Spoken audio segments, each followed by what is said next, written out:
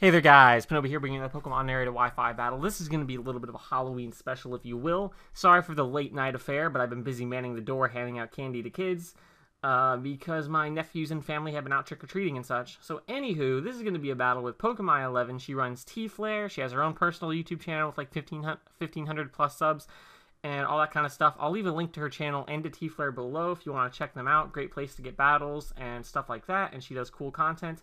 She sent me a message asking if I wanted to have a Halloweenish kind of battle. Only real rule was don't bring Ubers.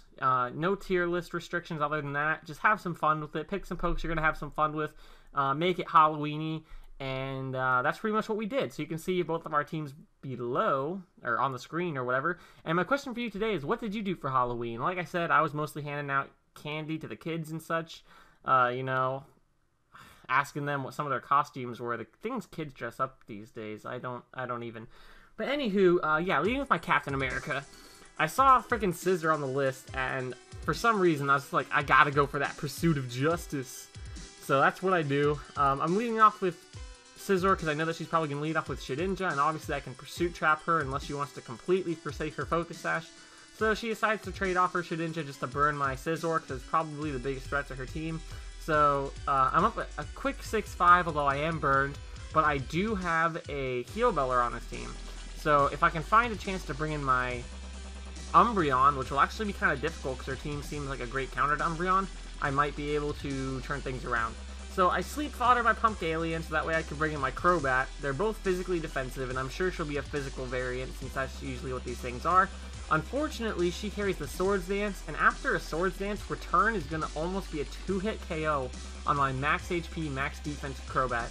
So, originally my idea was to bring in that fucking Febreze to clean up this sticky situation, but now I still seem to be in a bit of a pinch.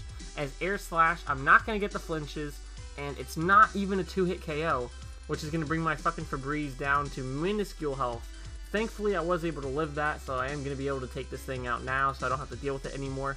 But it already got one of my pokes to sleep and practically took out another one. So I'm definitely on the back foot right now. She brings in her Arcanine. I'm sure she's going to go for the extreme speed.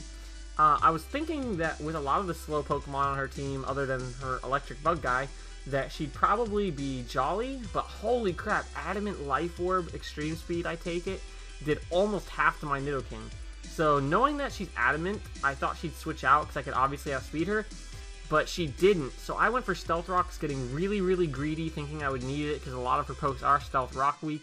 But I really should have just gone for the Earthquake there. That's my own mistake.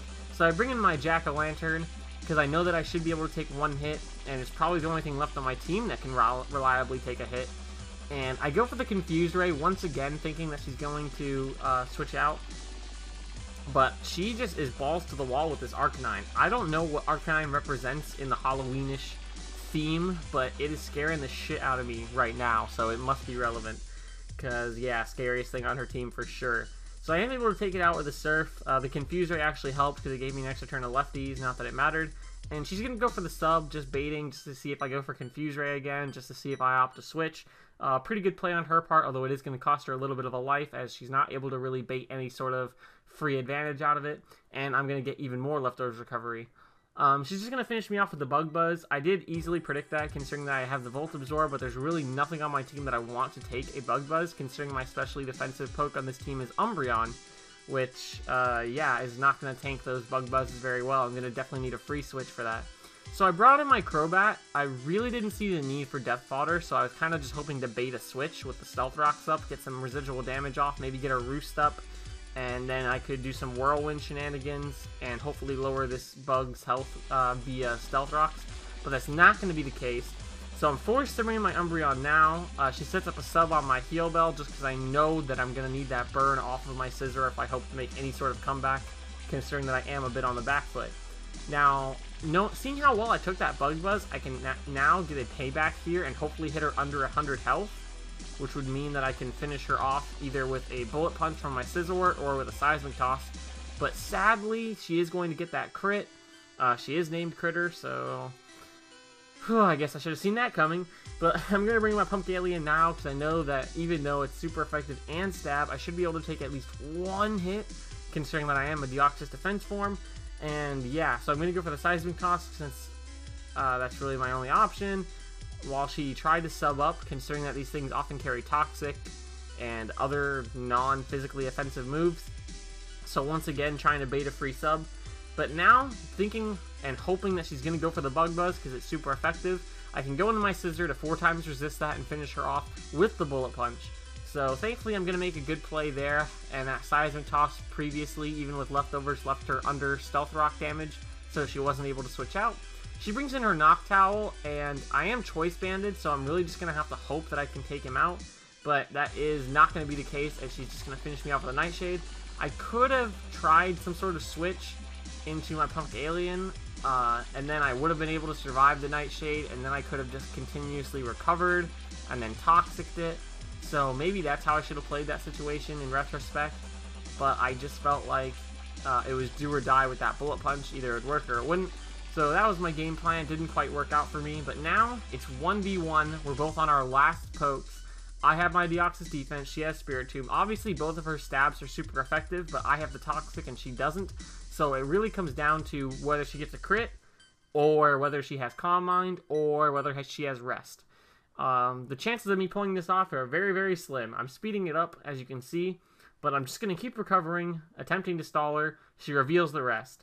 Now, I have pressure, and she doesn't. So even though I probably can't win, I'm just going to try to play this out for the sake of the match and for stuff. But she's going to get a critical hit, which is not going to be good for me, but thankfully she is asleep, and she Rest Talks asleep.